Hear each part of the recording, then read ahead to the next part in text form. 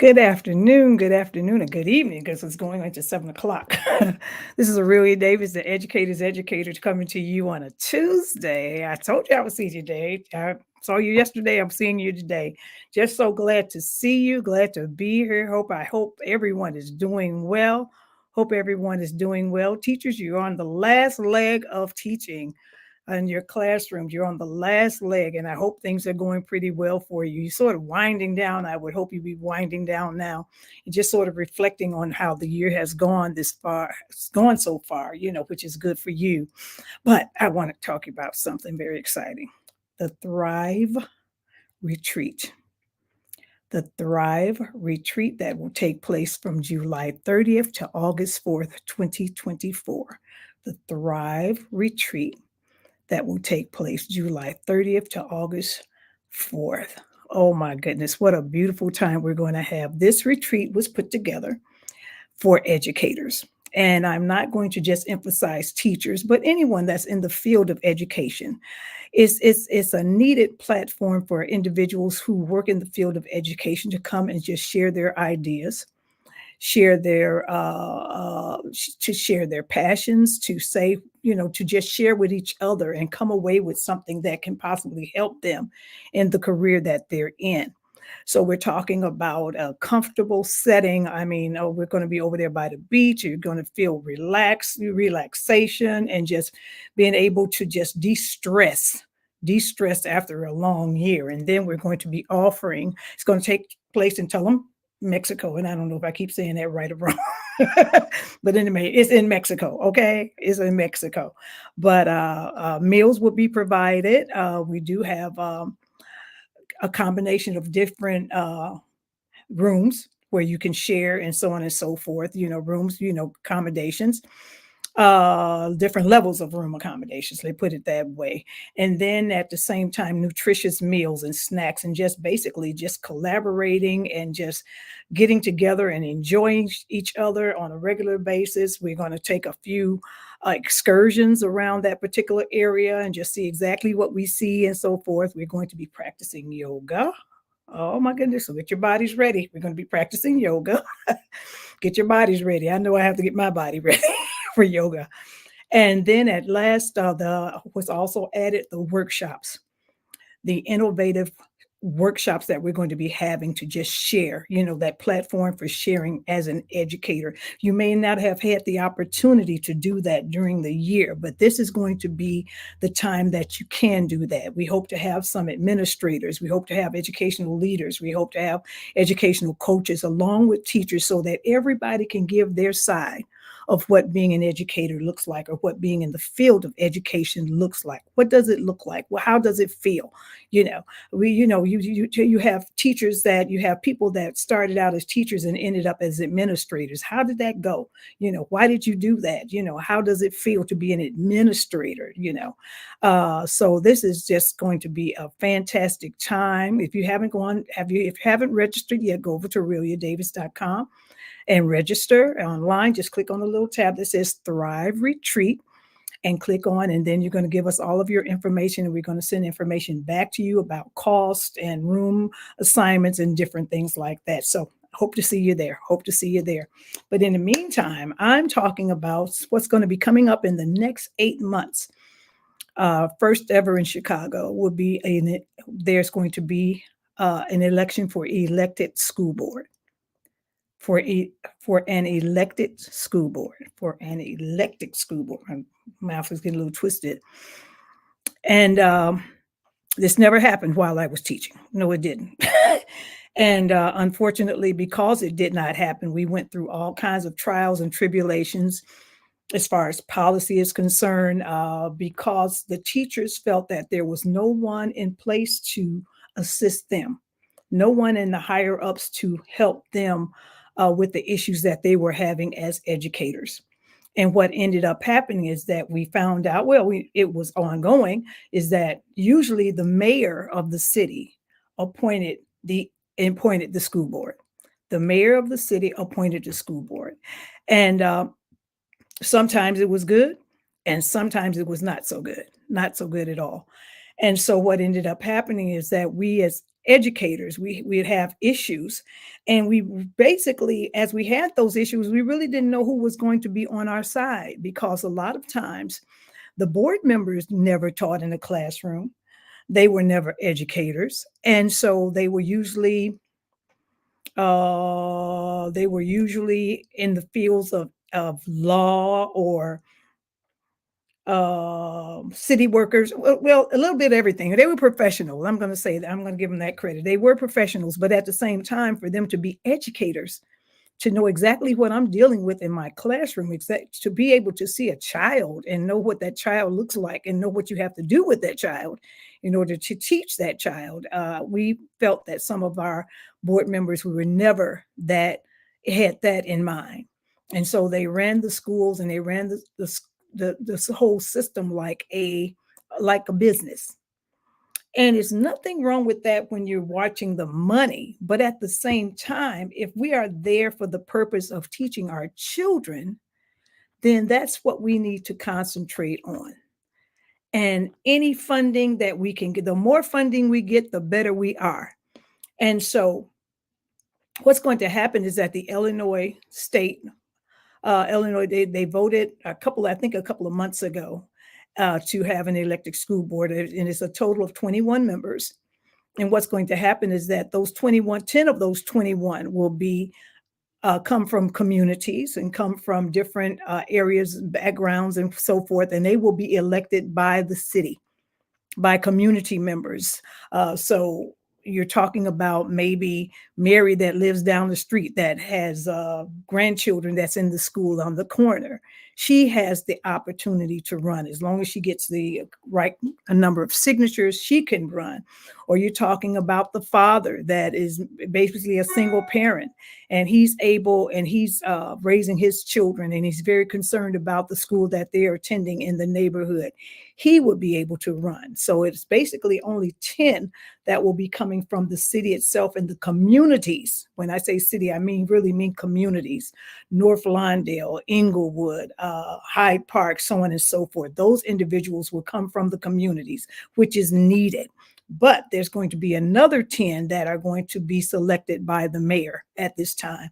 Now, they're saying that this is not the original plan that we wanted to happen. But what's going to happen is that I feel that there needs to be a balance for teachers, and there needs to be a balance for community members.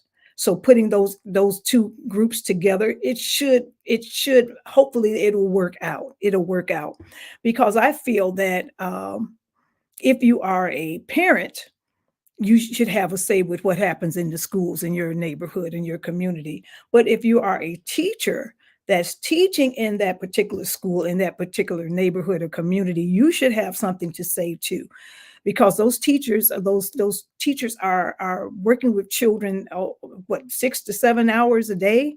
And so for them to just be dictated to as to what they're supposed to do, and them not having any input as to what they see will make their jobs easier, is something that's very serious that needs to happen. So this is going to be happening in the next, I think around November, they're going to be doing the elected school board. And my personal opinion, I think it's a move that should have happened a long time ago. A long time ago. Unfortunately, some cities have been up and down, because I think that the other cities are struggling with their school boards also, and it's getting to the point where it's almost like a dictatorship as to what they want to happen. And unfortunately, when you're a school board member, you have to concentrate on every child in that particular area, wherever that district that you are working with, that you are representing. That's what's going to be very, very interesting to see exactly how that flow. In other words, there is not a need for people to be selfish, because, have selfish activities being a school board member. Let me explain that a little bit. That, in other words, basically, if you live in like a certain neighborhood, that means everything you're going to push for everything to go into your neighborhood. And that's not really fair to the group that lives on the other side of the city. But it should be your stance should be, what can I give every child in this district? And then be able to balance out everything, that every child will get the same thing, whether they live on the north side, whether they are impoverished, if their parents are well off, or they're single parent coming from single parent households, if they are homeless. Every child deserves the good structure of a good education, the structure of a good education. And every child deserves the same resources, So as a board member, it is your responsibility to make sure that every child gets what they need in order for them to learn. So it's not a tier process. Everybody should be on the same plane. Everybody should be on the same step. We used to play that game where you said, move up one step if you got the answer right. Well, everybody should be on the first step. Everybody should be on the first step as far as our children are concerned, because little Johnny, that's coming from a home where him and his mom may be homeless, he deserves just as many resources as the child that has parents that may be doctors and lawyers. Because when it finally comes down to it, these children are going to need our help more so now than they've ever did before. And to go along with that, as these board members are elected, then I would suggest that they get out and learn the neighborhoods that they're working for. What does North Lawndale look like? What does Inglewood look like? If you're basically sitting downtown and you don't know what the urban city looks like, then you really wouldn't have a clue as to what the urban city needs. And that's something that's very important and something that's very needed. So that election is going to be coming up. I will probably do a little bit more information on it in the coming months, possibly coming after the summertime, because they're going to have the elections. But in the meantime, those 10 individuals that are going to be running for the elected school board have to get so many signatures in order to qualify. So I'm sure there's going to be like a rush for the border, a rush for the border, to see exactly, how they can be able to accomplish this. So let's see what's going to happen. Let's see what's going to happen. And then once those individuals are in place, let's see exactly what they can do, or what they're going to do. What are they going to promise us? And are those promises going to be kept? Because these are the things that our children and our parents and the communities are going to be looking for. Other than that, if they make promises and don't keep them, then we're basically at square one all over again, which is not a good thing. Not a good thing at all. So that's it for today. But I want to tell you again, the Thrive Retreat that's taking place July 30th through August 4th. Are you going? Are you going? Have you signed up? You need to sign up. We're going to have a fabulous time. A fabulous time. I mean, oh my goodness. Think about it. I'm thinking on this rainy day, I'm thinking about sun. I'm thinking about sun and feeling the sun. But this is going to be such a fantastic retreat. And I'm sure there's others around, but I'm talking about ours. I'm talking about the Thrive Retreat. The word thrive means that you go toward something. And we want to go toward passion for teaching. I would just even say for myself that every summer after my year was over, I would evaluate to see if I wanted to go back into that classroom in September. And a lot of times I did not have the opportunity to go to a retreat. I had to basically sit at home and figure it out. But I went back. By the time August got here, I was ready to do it all over again, because I love working with children.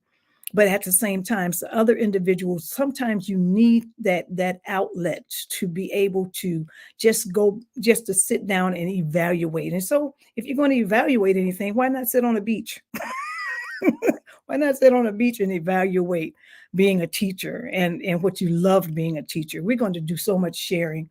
The sharing part is very important because it helps us find.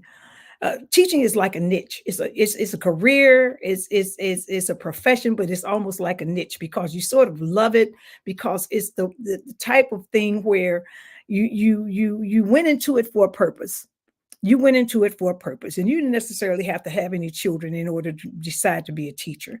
Because when I decided to be a teacher, I didn't have any children. I don't have a daughter, and she played a good role in it too. But the to just go back and find that passion all over again is what's necessary for us to keep the teachers that we keep in our buildings. And the Thrive Retreat is going to be that retreat that's going to help you find that passion once again. So go over to my website, aureliadavis.com. I have some other offerings going on there too, but right now we're really pushing the Thrive Retreat that's going to take place July 30th through August 4th at in Telum, Mexico. And we're just hoping that you will just go in and register to just get more information about it, to see the offerings that we're going to be giving. That's going to be we're going to have during the Thrive Retreat. This is Aurelia Davis. I'll be coming back to you tomorrow with some I've been reading a lot of articles, and it just got some interesting takes on a lot of things that's happening in the field of education. Take care. Have a great one. Talk to you soon. Bye-bye.